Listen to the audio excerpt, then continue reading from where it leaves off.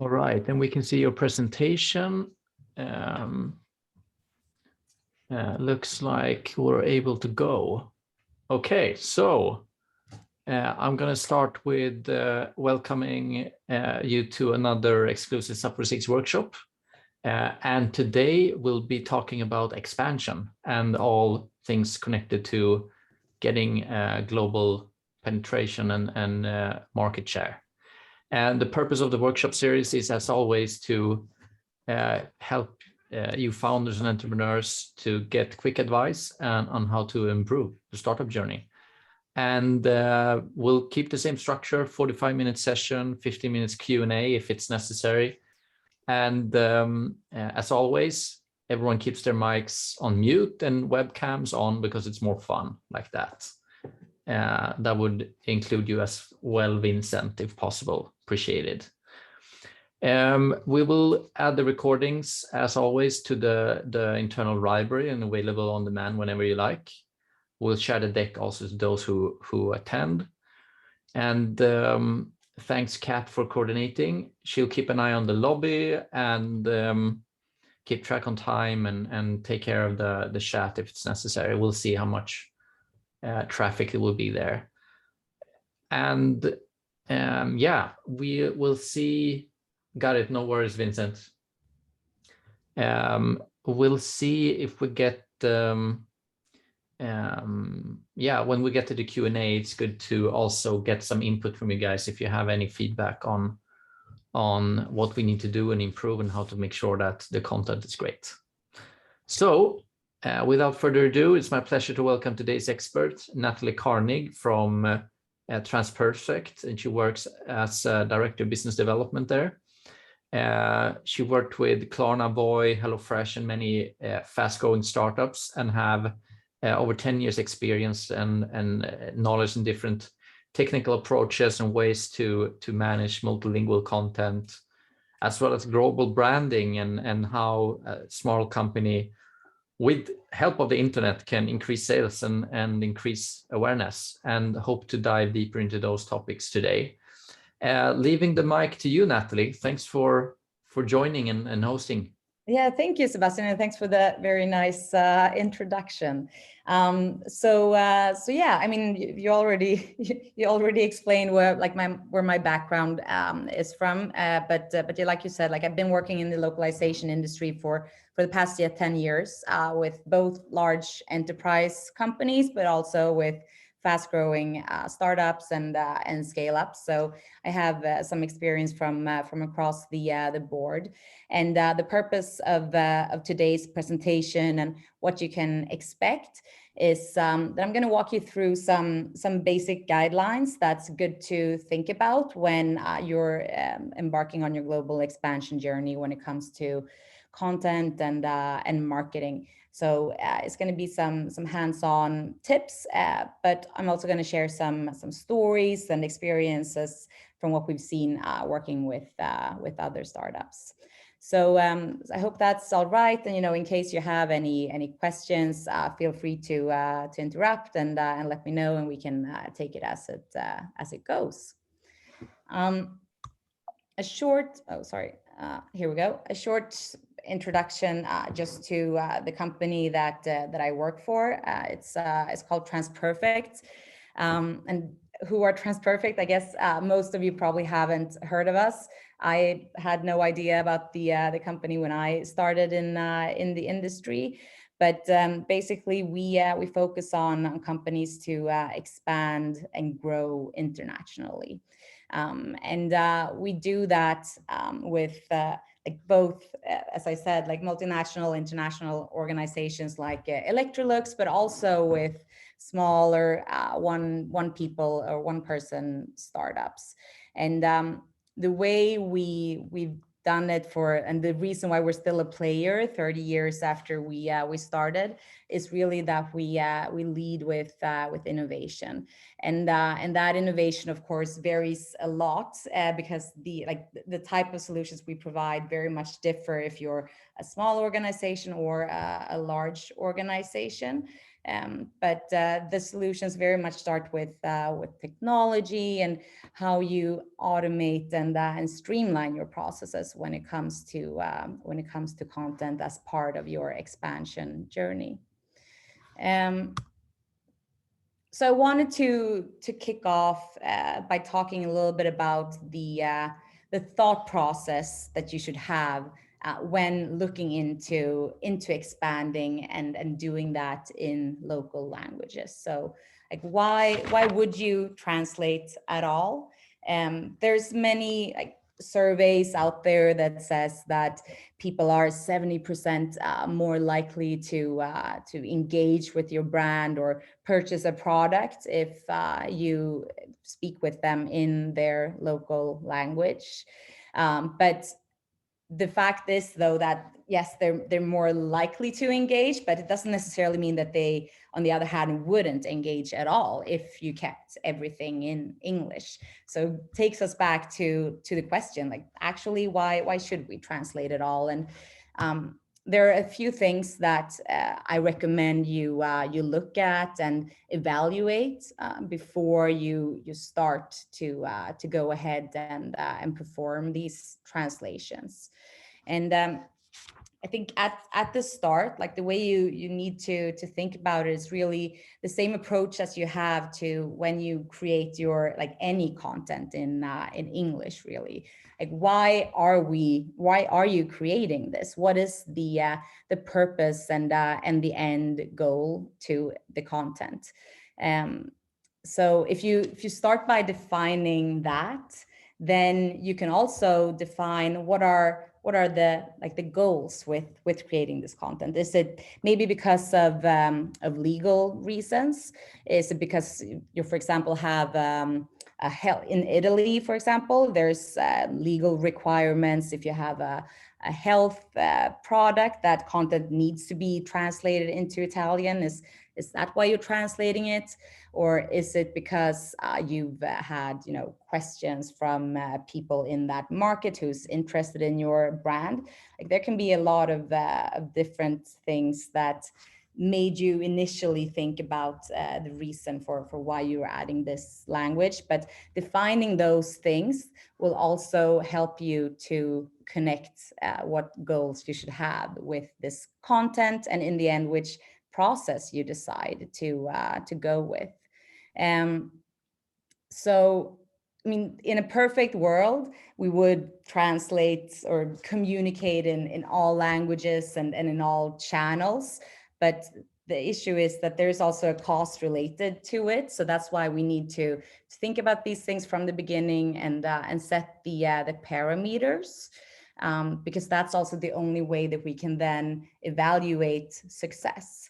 And it's like it is always with any investment, we need to know that there is ROI in the end.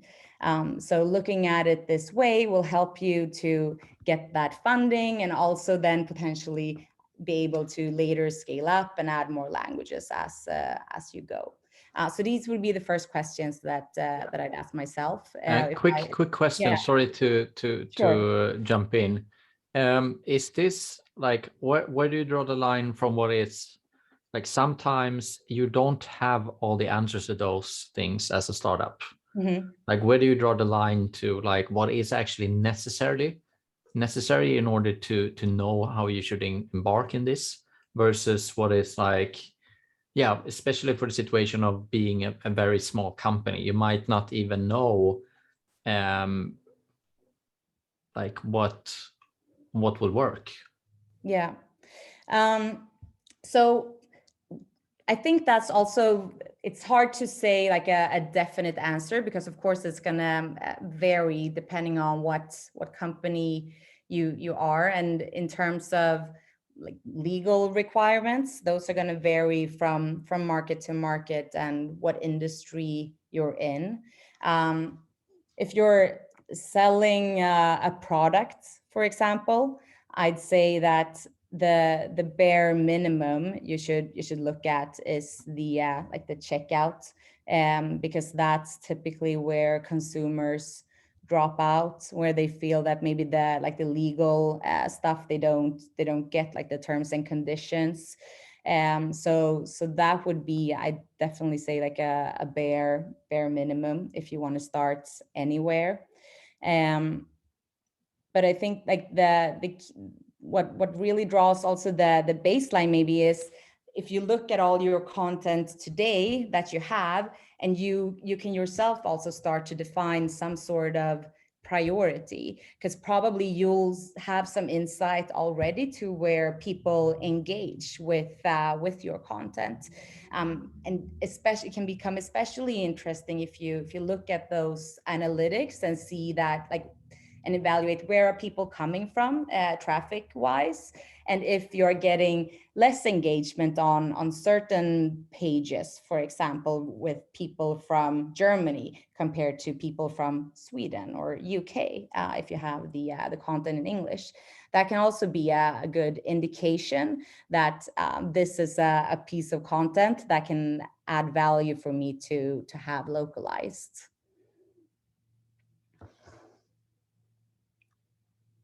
I hope that answered your question.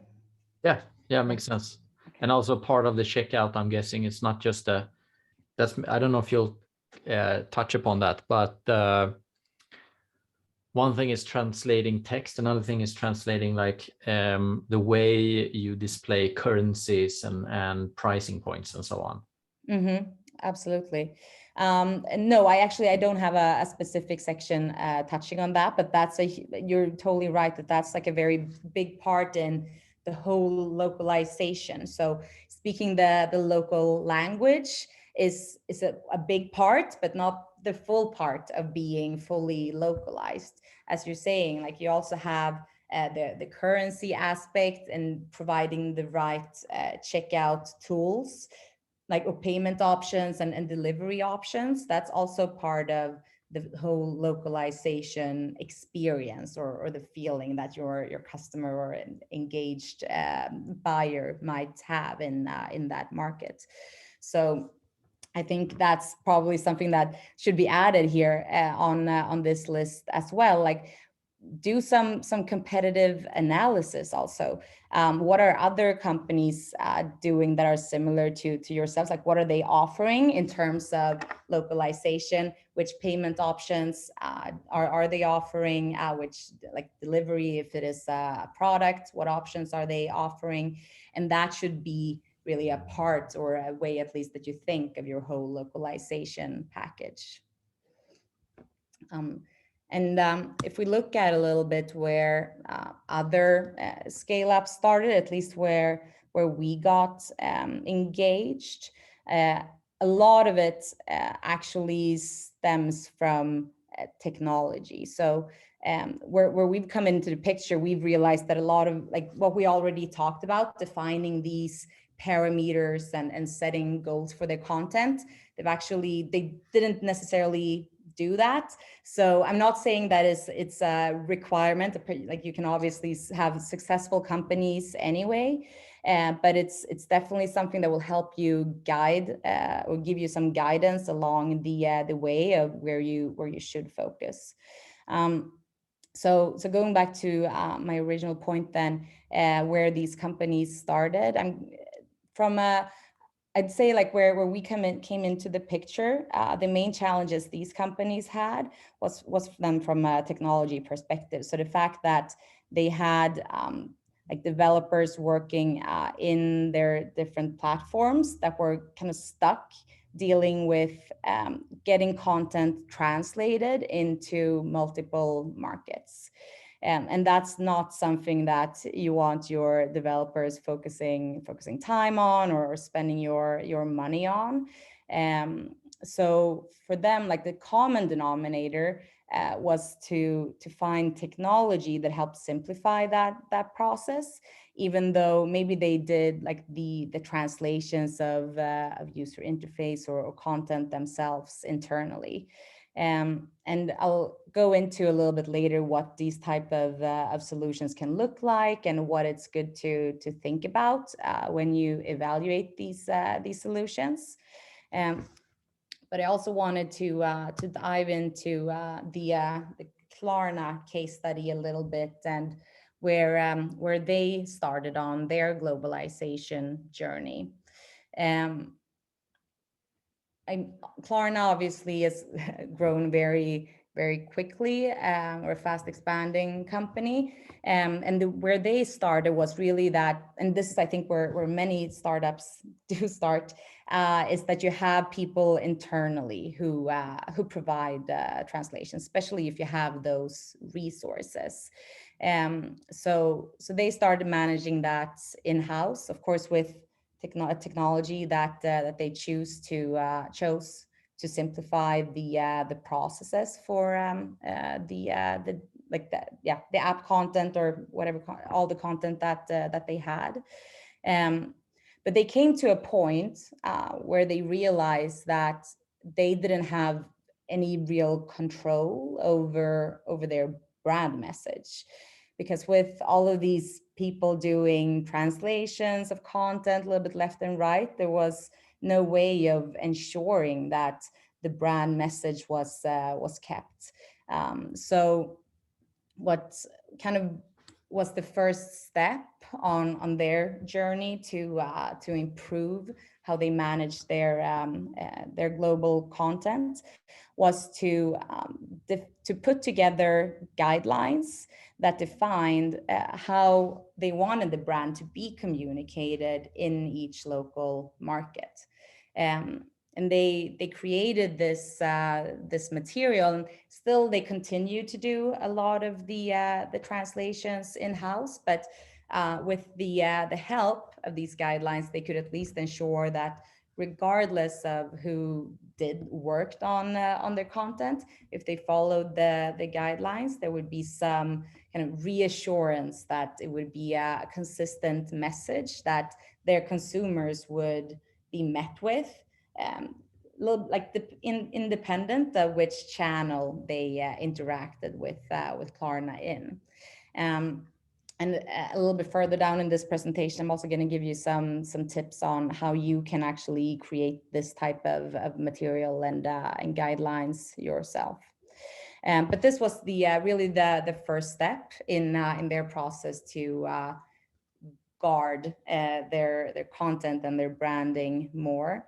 As they evolved and became more and more mature in how they work, they also started to do more work in terms of like cultural research when entering a new market.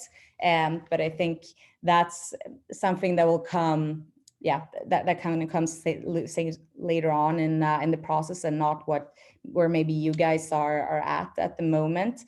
Now it's more for you, it's more about getting those initial kind of guidelines and practices in place to create a scalable process.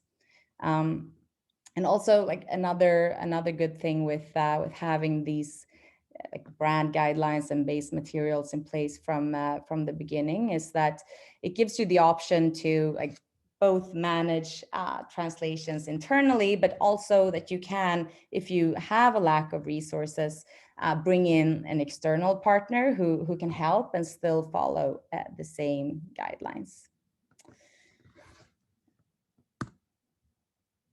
So how to go about it, like more from a practical perspective. Then let's say that you've done your pre-work, you've identified that you're gonna expand to Germany, France, and Spain, and you've identified what content you want to get out there, and you need to just get started. How do you go about it? I recommend that you first look at the technology aspects of it, because you will probably have your content in different types of repositories. So whether that's a website or an app or any other kind of backend system that you're using, if you have your content there, and you need to get it out, to have it translated and then have it back in. Like what's really key is to like remove as much of that manual work as possible and have an automated and streamlined process. Because it's one thing, of course, to just do an initial bulk translation of your app, for example, but keep in mind that you're probably going to do updates to it, and you might want to add more languages further down the line. So having scalable solution that makes it possible for you to have that streamlined workflow, it's going to be key for you to be able to maintain that or those local languages. So there's a bunch of different tools and solutions out there.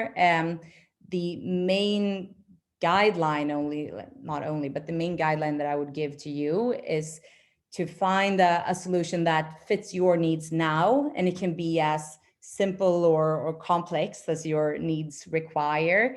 But the important thing is that it's something that's scalable, because what your organization or what your requirements are today is probably going to be totally different a year or 2 years down the road. So you need to have something that you can grow with, maybe whether that's like grow larger or maybe downsize, whatever like business decisions you take. Any like investment in technology, you need to like keep that in mind. So there's a few like different tools out there that can help. We have a solution that's called Aplanga. There's also other big players in the industry like PO Editor and Localize, for example. And if you guys like are looking at any of these tools, we can also share some, more insight into the pros and cons of it. Just really think about the fact that this needs to be scalable and adaptable, because your needs will change down the line, most likely. Another thing to also think about when we're talking about translating content that lives in apps, for example, is it's not necessary that the content needs to be translated from a developer or development environment. In many cases today, we're seeing a bigger trend to content being pushed to the design phase and having content translated from there as well. Tools like Figma and Sketch and Adobe XD, for example. So talking about like scalability and different solutions, if you have an app that you're translating or a web or any like design package, I would look for a solution that also takes this into consideration, because what you want to avoid is having like a backloaded process where too much is pushed to the end, and translations and adding a local language comes as an afterthought, and it just takes time and prohibits you from doing a launch. Instead, like if it's possible to already at the design stage start with this, that's definitely recommended and ideal. Do you see any like, for example, in Arabic countries and Asia, the way you consume content is different. Do you see any trends in terms of like changes in design in order to cater to this, or does like Western companies, specifically Swedish companies, tend to keep the same design but just change the language, or what trends do you see here? Yeah. So the language is absolutely a huge thing. If you like, not a huge, but it's definitely a big change, since it's right to left instead of left to right. So first of all, it's a technical thing that you need to take into consideration, of course, if your system supports that. From a cultural and a content perspective, there is definitely stuff that you need to take into consideration when, as a Swedish company, when you go into the Arabic markets. They do have like still like it's yeah, they still have like a very different view, for example, on women and how you portray women. So for example, if you have like imagery on your website, those are things you need to take into consideration. Also, like how you write, this very much of course depends on what product you're selling. But yeah, I think that does require some research depending on your industry. So if it's that's going to be very different compared to like going into Spain or Germany, of course, even though that does require or could benefit from some cultural adaptation. The differences are not as big as going into to the Arabic markets. But also like just the switch, I guess, from like going back to your the technology part of the question. That's it's not what I would recommend. Like if you are looking to add a language like that, especially if you don't have any language resources in house, at least like find someone who can help you, because it's going to be very hard with the language switching to make sure that everything, it's hard for our eyes as Swedish or English speakers to identify any issues when you switch a language from right to left to right. So have someone just quality assure that it looks good before you do any such launch, because you don't like, yeah, in some cases you need to get something out, but that is also the first impression that someone is going to get of your brand. So make sure that you have someone native just verify it looks all right. That would definitely be my recommendation. So moving on to brand management, I'm going to give you some, like when we onboard any new clients, we have a pretty detailed process that we go through to make sure that we capture the brand tone of voice and style and terminology that this brand is going to have and want to have in each local market. So I'm going to give you some I'm going to explain what our process looks like for this, and you can like take notes, and I'd recommend you to do some basic versions of this. It doesn't have to be that extensive really, but to just create some basic materials that will serve as a framework for your brand in that local market. So what we do when we start this process is to look at your master content today. So this, of course, assumes that you have some idea already in like in English, maybe about how you do want your brand to be portrayed in your master language. So in English. But if you do that, like you'll come a long way, or if you don't, sorry, you'll come a long way just by defining that in English, and that's something that can be used for creating local copy and for other markets as well, at least as some guidelines. But what you want to look at is like, how do you express yourself? Is it in a formal or informal way? Do you have an active or passive tone in the way you write? And this, of course, will depend on your target audience. So that should also be defined in the tone of voice and style guide.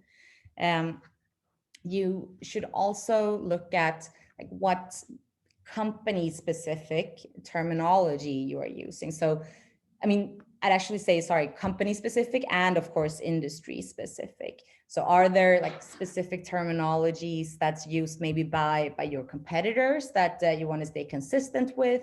Or is there even very like brand specific words that you are using in your communication? And if so, do you want to maybe have those kept in English even for the local markets you're going into?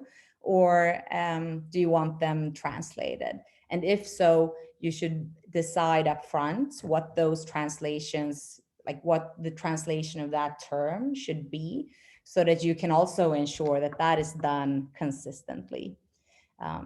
Because what's really a common challenge, I'd say, in content is that you keep creating content over time, and it might be different people who write it, different people who translate it. But for a consumer or someone who engages with your brand, they might engage first with a piece of content that was created, I know, 3 years ago, and right after that they engage with a piece of content that was created a month ago. They're not going to see the time difference. So if those two pieces of content are not like consistently written and have the same terminology and style, it's going to look very weird for them and create a confusing experience. So that's why it's important to define these things up front.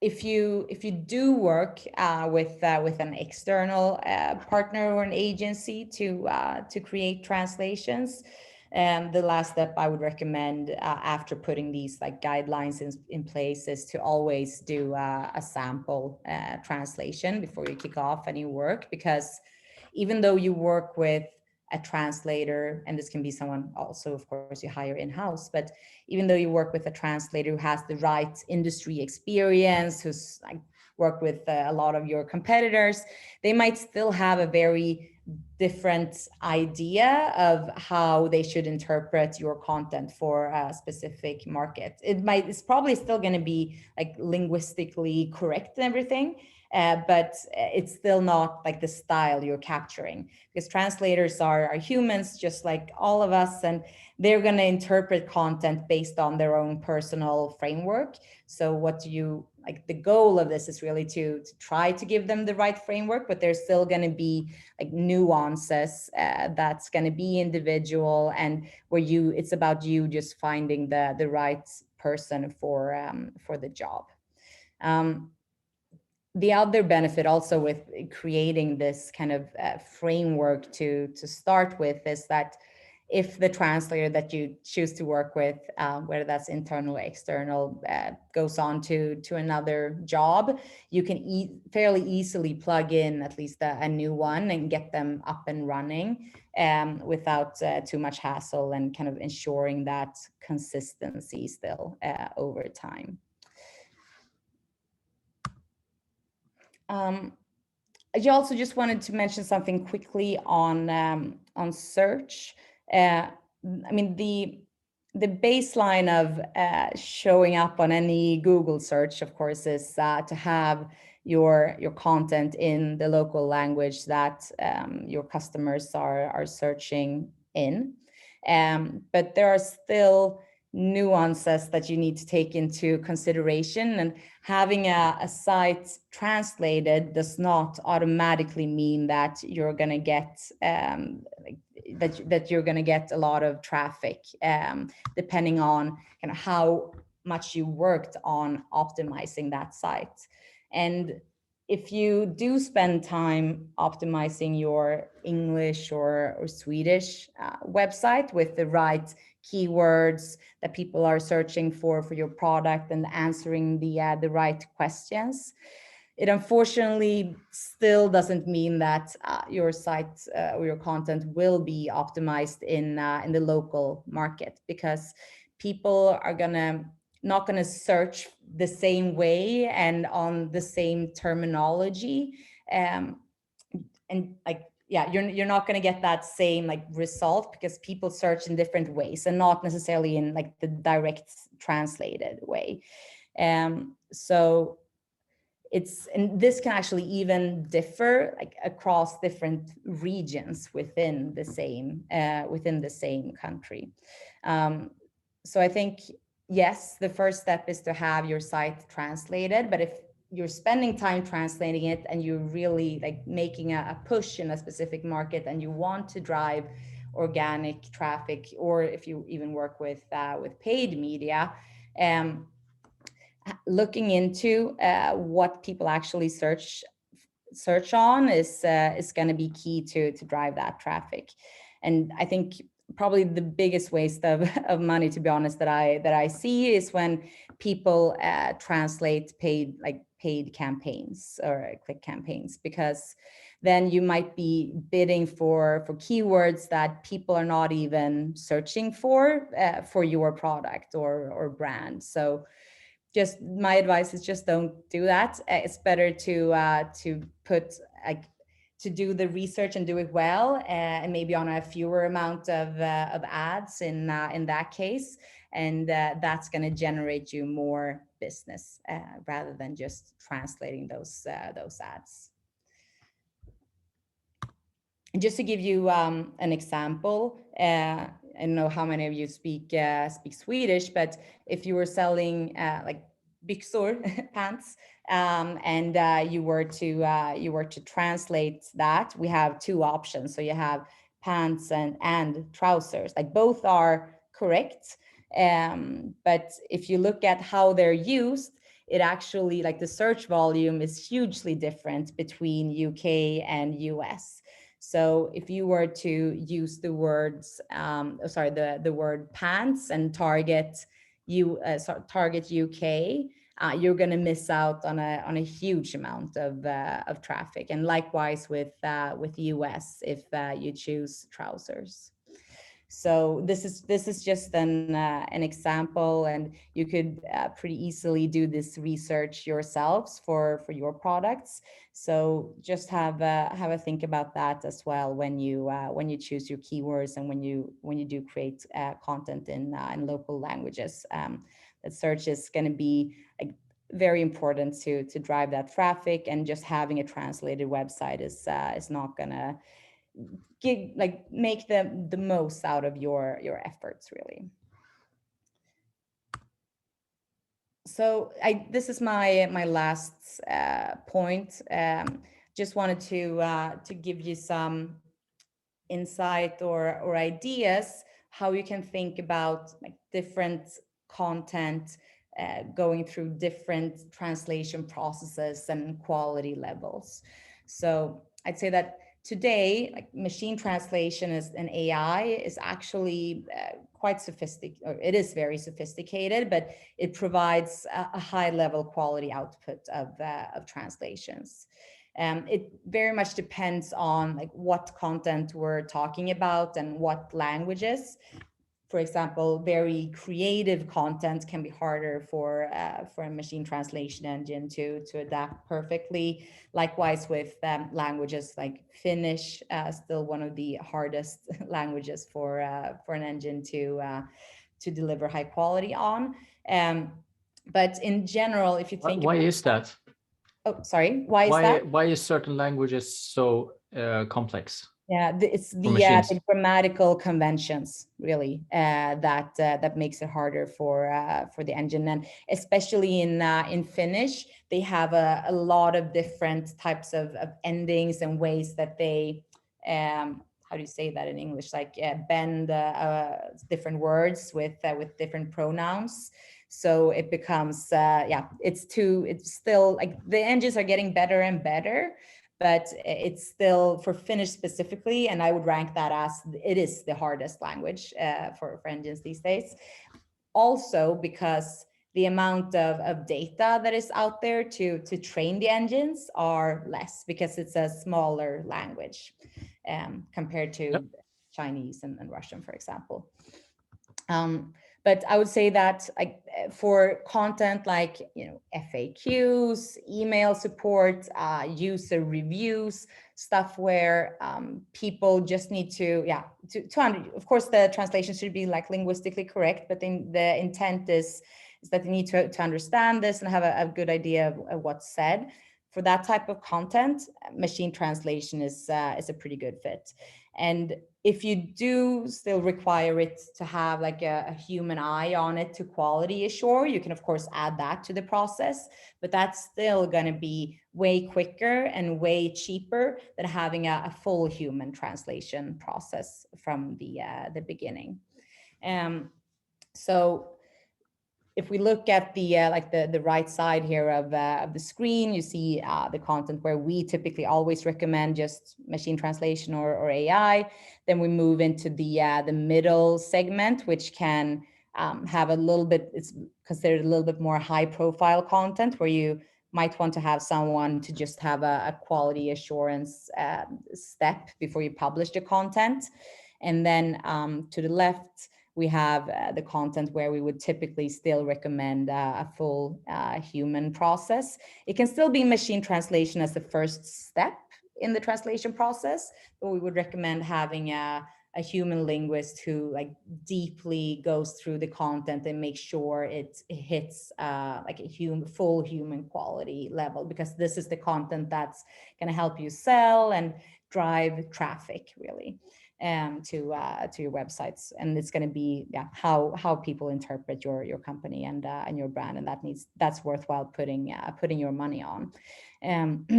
So if you have a budget, and going back to where we started this presentation, you have all of these different content types that needs to be translated, and it has different like visibilities, and it's going to give you I should say like different revenues depending on what type of content it is.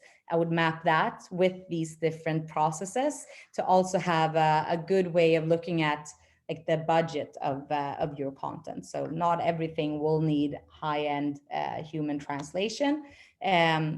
Choose what's most important and take that through that process.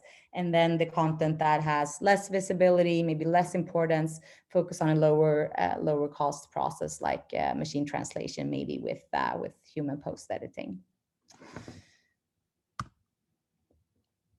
That takes me to the summary. So I mean, what I've tried to go through with you guys today is like the basic process of first evaluating like what is your requirements for these translations, why do you need them, set your own goals for that content so that you can then evaluate the effectiveness of those translations. When you do decide to get started, identify the process that you need that suits your organization today, but also make sure that it's something that's scalable, that you can grow with. Do define your global brand, your tone, style, and terminology. At a bare minimum, do it in English. And as we were just talking about, like, don't forget SEO, just a translated website. It's absolutely the baseline, but it doesn't necessarily mean that you're going to gain traffic in that market. And finally, don't be afraid of machine translation. It is definitely suitable for some parts of your content. So that was it. I don't know if there's any immediate questions. Yeah, thanks so much. Those thoughts and insights are really helpful. I know many who would be very happy to have more of a framework thinking around those things. So especially when you're just in that phase of going from just defining and understanding what your product and service is, mm-hmm. to making it like accessible for the huge target audience that you might address by doing translation. Thanks so much, Nathalie.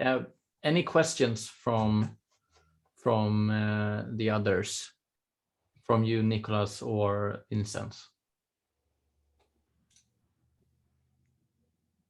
I mean, if you do come up with any questions later on, I'm also just feel free to reach out. I know it can be a bit hard on on the spot as well. I'm absolutely always available to give some guidance and consultancies in these topics. Perfect.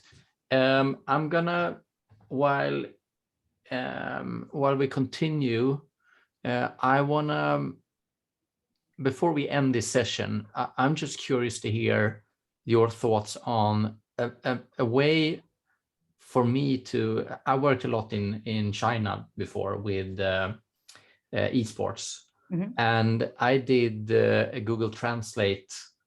Like there's like this functionality on websites where there's a pop-up saying, do you want to translate this website? I used it all the time. I don't know the quality of the translation, or like if the like how, I want to know like how popular is that?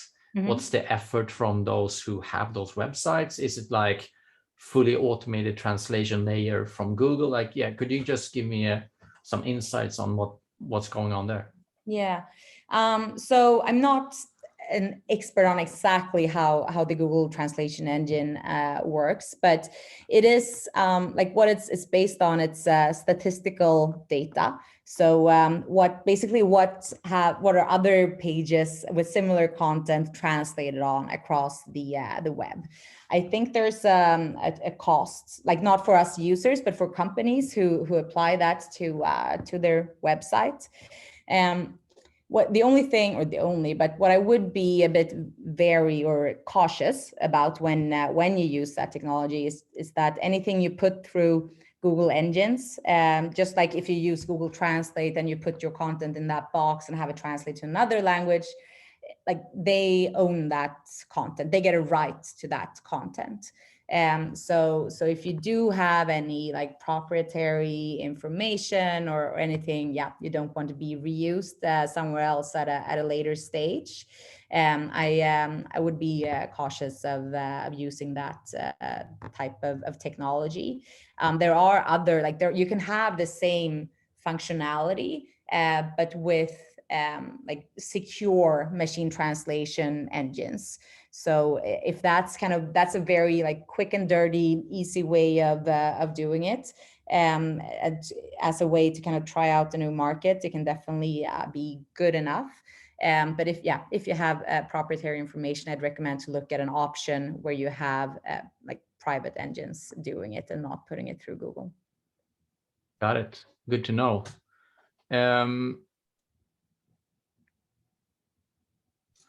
What we didn't cover during this session was, like, we talked a little bit about the rationale and logic behind how to think about when to invest in translations or not, and also the SEO and keyword ambitions.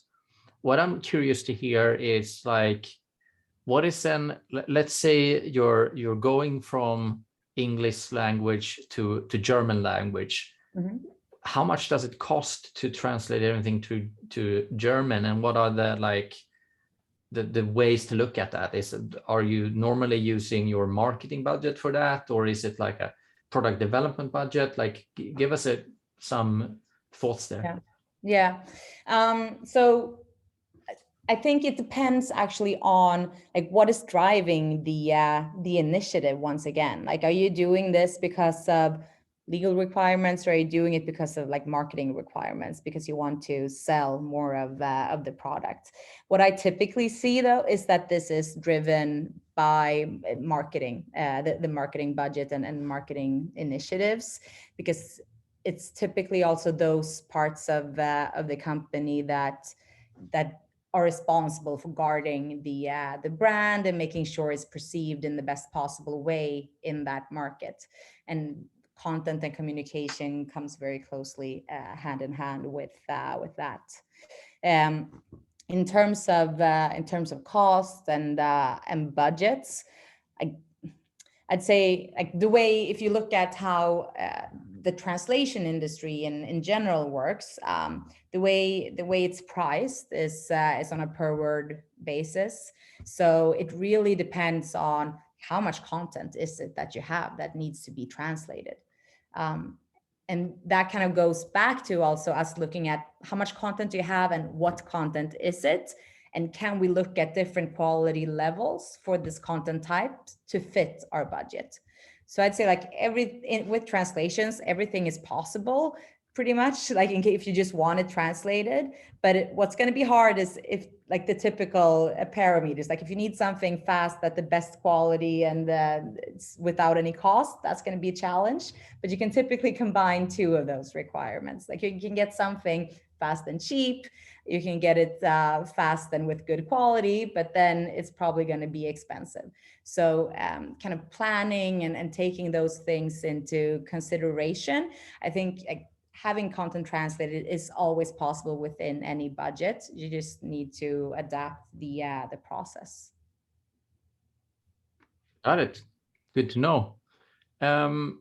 Any other questions for Nathalie before we end the session? I think we covered it. Great. Thanks so much, Nathalie, for taking the time to share your insights. Yeah, thanks. We'll be doing a little fireside chat as well. I'll send you a new link for that session. And for those who are curious, we're gonna go live on LinkedIn and Facebook in a couple of minutes and have a cherry pick some of the topics we discussed here and talk about that in another informal, casual format on our socials. So stay tuned for that. And Nathalie, thanks so much for doing this and for those who tuned in. Thank you. It's been great. Have a great day. You too. Bye. Thanks. Bye.